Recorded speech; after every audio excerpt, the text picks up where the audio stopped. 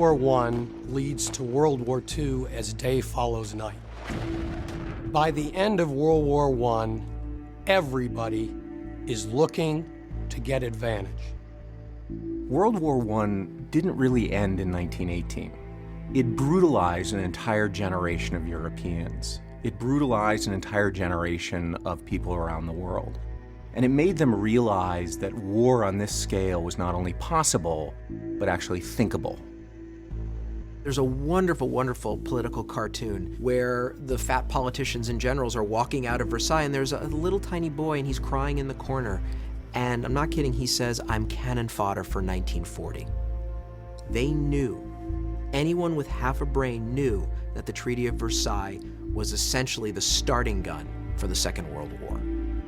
Essentially what happened is that you create such an unstable economy and so much animosity between nations that you're just seeding the field of war to rise and grow again. A lot of the anger, animosity, resentment that fuels the rise of the National Socialists of Adolf Hitler in Germany can be directly tied to that. It would be difficult to argue that that's simply propaganda that's utilized by Adolf Hitler. These were very difficult terms for the German people to handle. And it creates this bunker mentality, this us against the world mentality that ultimately will play out in Hitler being able to create a program that appeals to that sentiment. To the average German, they have been sold out by the politicians.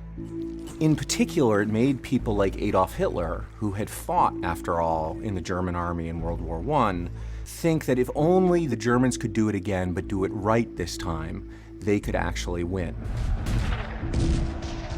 We call it World War I, World War II, but it's really two different stages of one global conflict. It just happens that people put their arms down for a 20-year period, and then they went back to fighting again.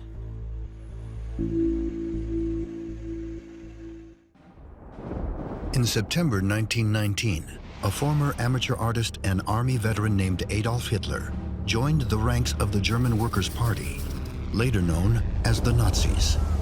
It was a decision that would have a profound impact not only on Germany, but the entire world. The atrocities committed by the Nazis at the height of their power are staples of every lesson on World War II. But just how did a democracy like Germany fall under the sway of a tyrant in the first place? It all goes back to Germany's loss to the Allies in World War I. German leaders were forced to sign the Treaty of Versailles, agreeing to shrink its armed forces, give up land, and pay large sums of money in reparations, weakening its already unstable economy. Many Germans felt humiliated and betrayed by their leadership, and there was growing fear that their nation would be stuck in poverty and decline. In this climate of bitterness, Hitler rose to prominence. A gifted public speaker, he captured the people's disillusionment with a series of speeches calling for a stronger, unified Germany. He insisted that one group was to blame for the nation's post-war misfortunes: the Jews. Hitler and his followers attempted a government coup in 1923, but the plan failed. Hitler was jailed for treason for 9 months, but the publicity from the failed coup made him more popular than ever. Then, in 1929, the Great Depression hit, destroying the German economy overnight and leaving millions unemployed. Hitler saw the ensuing chaos as his opportunity to seize power. He loudly criticized the ruling government and promised to return Germany to greatness. Long-suffering Germans believed they had finally found their savior.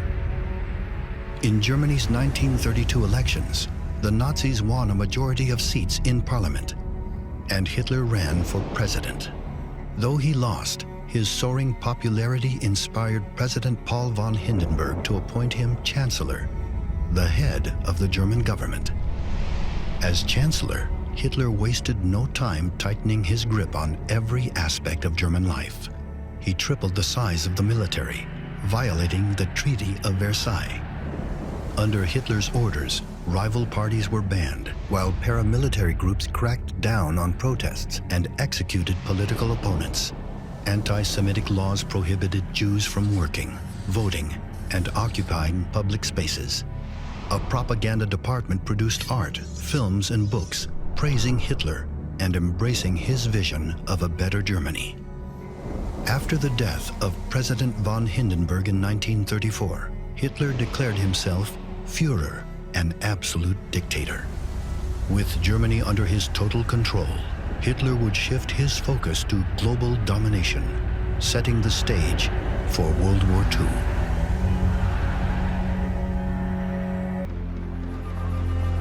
There are many among us who in the past closed their eyes to events abroad because they believed that what was taking place in Europe was none of our business, that we could maintain our physical safety by retiring within our continental boundaries. To those who would not admit the possibility of the approaching storm, the past weeks have meant the shattering of many illusions. With a third of Europe now under Nazi control, America still sits on the sidelines. Many believe the war to be Europe's problem. Recalling the horrors of World War I, the majority of Americans don't want to get involved in another European war. President Franklin Roosevelt attempts to convince them otherwise. Summer of 1941, Hitler is ready to launch his forces further east. In June, his armies invade the Soviet Union. By September, they have captured over 1.4 million Soviet troops. In November, Germany, Japan, and Italy renew their military alliance. All agreed to safeguard their common interests. The Axis powers are ready to carve up the world.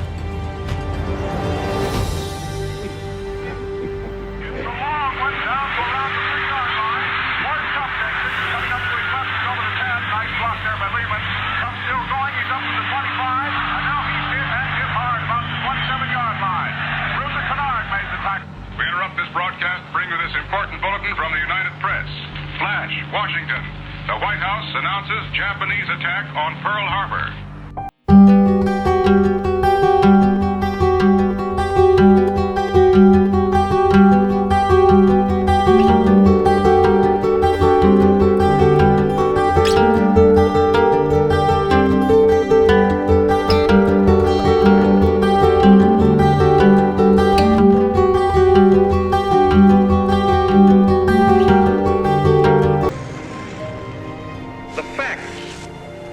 Yesterday and today speak for themselves. The people of the United States have already formed their opinions and well understand the implications to the very life and safety of our nation. 4 days after the attack on Pearl Harbor, Germany and Italy declare war on the United States. It is the first and only time Hitler actually declares war on another nation. Across the U.S., panic spreads as Americans realize they have enemies off both coasts. Surging above the fear is a wave of patriotism and outrage. Within 30 days of the attack, over 134,000 young men enlist for service, ready to take the fight to the enemy. The wars in Europe and Asia now merge into a single gigantic world war, the largest war in history.